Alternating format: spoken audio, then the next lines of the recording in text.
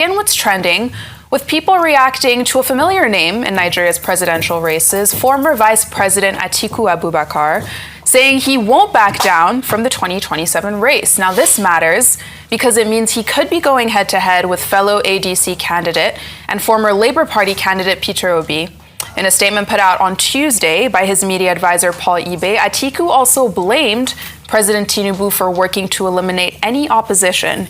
He stated in part, "This administration has not only inflicted widespread hardship, but has pursued a calculated effort to eliminate political alternatives. The objective is clear: a creeping de facto one-party state. Let it be stated plainly. The ADC is on a national rescue mission. Former VP Atiku Abubakar, alongside others, is central to this effort. Any call, overt or covert, for Atiku to step aside is a gift to authoritarian ambition and a betrayal of the Nigerian people." He adds, "When the time comes, all qualified aspirants will present themselves freely. No one is stepping down. If anyone should step aside, it's President Tinubu, whose leadership has become a national liability." From 1993 to 2007, 2011 to 2015, 2019 and 2023, 2027 would make it the former vice president's 7th time going for the top job. And I'll take some reactions before coming to you, Rufai. The first person says, "Atiku, everyone can run freely, sounds good on paper, but in practice, ADC politics have always been about who controls the machinery. Free competition is meaningless if the party elite already decides the winner behind the scenes." Then Adele said, "Atiku would probably be 80 years old by 2027, so he obviously knows that he doesn't have the strength and ability to lead Nigeria. A good dancer must know when to leave the dance floor. Let's see how everything plays out." So we'll get to Jonathan in a moment, but let's talk about this statement from the former vice president, his media advisor. How should we be looking at this? I mean, is it time for him to leave the dance floor? No, see, there are people, there are leaders that are older.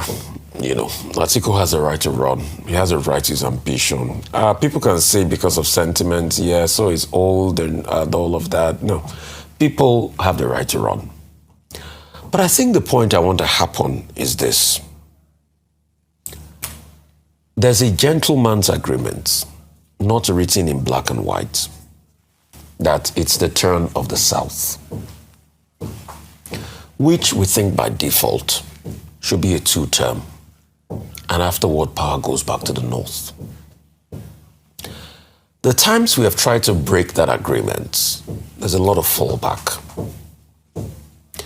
A lot of people got irate and voted en masse for certain candidates because they felt it was the time of the South in the last election.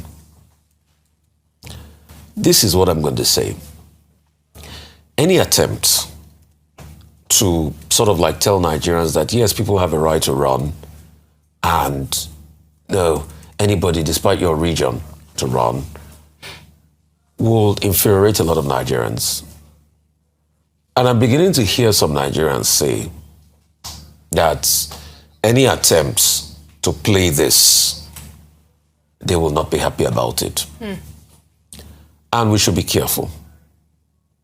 I know these things I've said today will be taken out of context, will be controversial, it will trend. See, ideologically, I do not think your region should determine where the president will come from.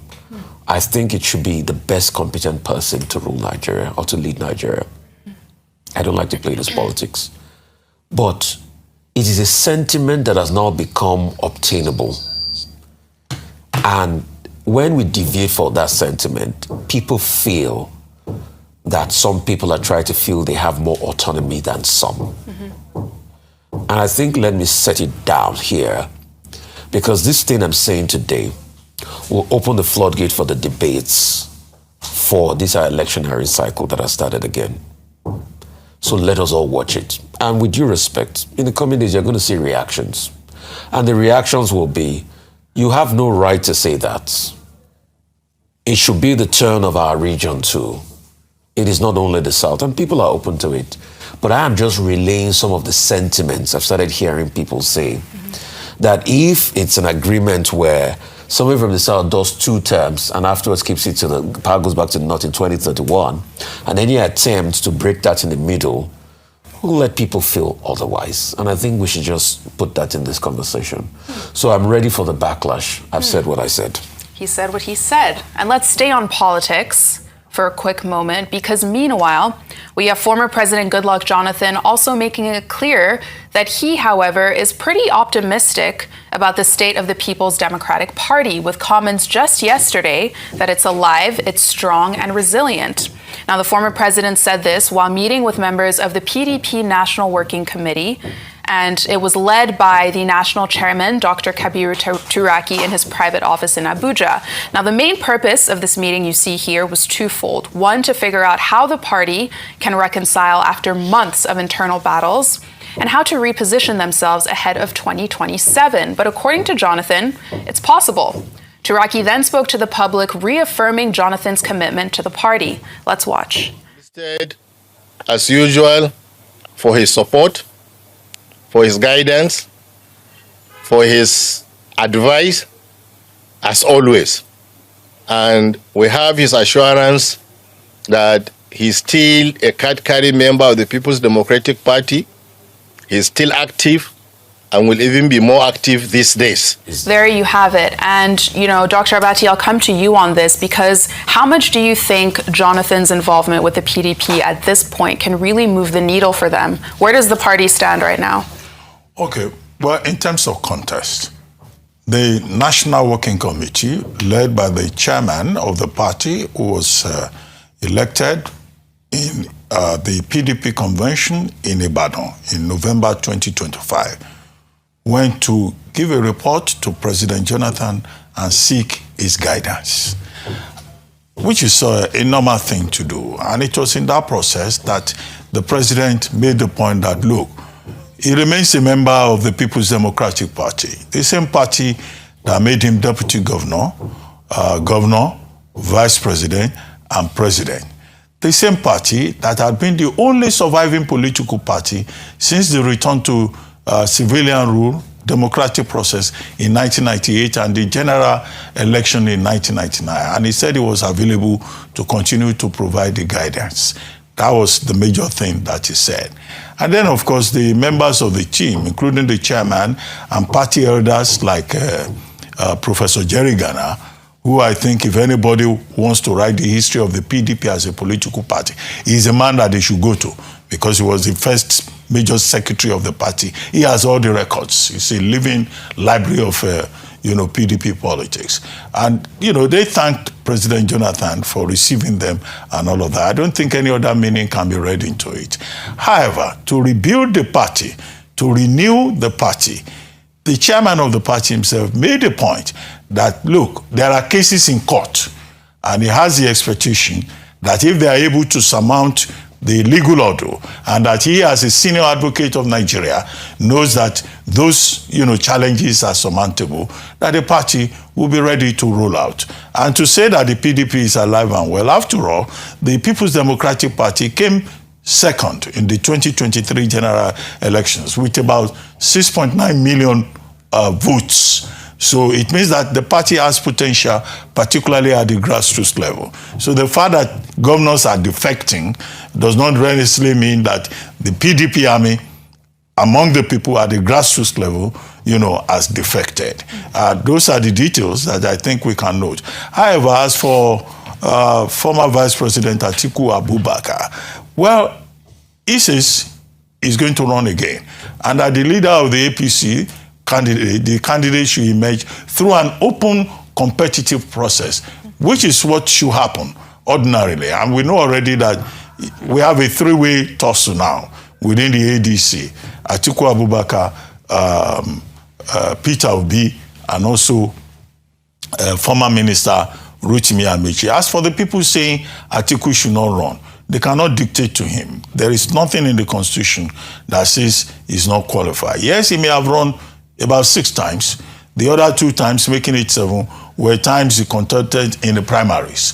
He has also been on the platform of the, was it the SDP originally, the AC, and then also the PDP. Now he's in the ADC. After a fashion in Nigeria, where people just move from one platform to the other to achieve their ambitions. As for he being a perennial candidate, well, look at the example of Abraham Lincoln. Abraham Lincoln became president of the United States in 1860. He had been running for office, House of Reps, Senate, and failing until 1860, when he now emerged as president of the United States. Maybe Atiku Abubakar is following the Abraham Lincoln model. Who knows? You know, but what we want is that in Nigeria, the region that was being referred to, I think we should get to a point whereby we don't play regional politics, where there must be a sunset clause to rotational presidency, where the leadership of Nigeria is not about where you come from or the amount of money you have, but about meritocracy, competence. We have properly educated, knowledgeable people in this environment. Gradually, we are chasing all of them away from the public sphere because the place has been taken over. You can be in this country, a tout will just become a governor. A man who has never worked in his life will suddenly show up in the House of Reps or the Senate to go and do what? To warm the bench. And before you know it, we will sit down here, we will be calling them distinguished senator. Somebody who does not even have a distinguished brain. So we need to reverse, you know, that kind of situation whereby it's our 12th 11 that get to positions of authority and they begin to live conspicuously, going about in convoys, using a security that should be protecting the Nigerian people. That kind of situation is not what the ideal of democracy projects. It is the hope that competent people will lead the country. So we should keep talking about meritocracy. Those who want to go into political office, they can go. But we, the people, must choose wisely. And we must be given the opportunity to choose wisely. And that's why voter education is important. Don't go and vote for touts and bus conductors to come and conduct the bus of Nigeria. No, you will most likely, you see, with the kind of political structure, yes, 7 out of 10 times you most likely vote for a tout. That's why we say vote wisely. No, it's not by saying vote wisely. Okay. Because the political structure throws up violence. The political structure shows off dictators and throws off those that can spend money. So a tout, once it gets money, once it gets violence, so most likely, until something shifts down the line, you most likely vote for a tout. So don't be surprised. Well, that's why we're talking about electoral reform and an enabling environment and meritocracy. We can't continue like this. Absolutely, We can't. such good points. Yeah, some of these local government chairmen, do you even know your local government chairman? Right. Is he the local government chairman? Yeah. No, at least you should know ministers. You should know ministers. We all did the social studies in school. Governors. They used to call it civics. They would tell you the minister of this, the minister. Is it people that can't even tell you where they are from, their origins, what transpired at the back end? No, you know, if you're a Nigerian, you're a Nigerian. Yes. You know, we shouldn't. Section 42 says you cannot discriminate on the basis of ethnic extraction, place of extraction, religion, or belief. I don't even care about that. As long as you have the competence and you are committed to the Nigerian ideal. Absolutely. Competence is key.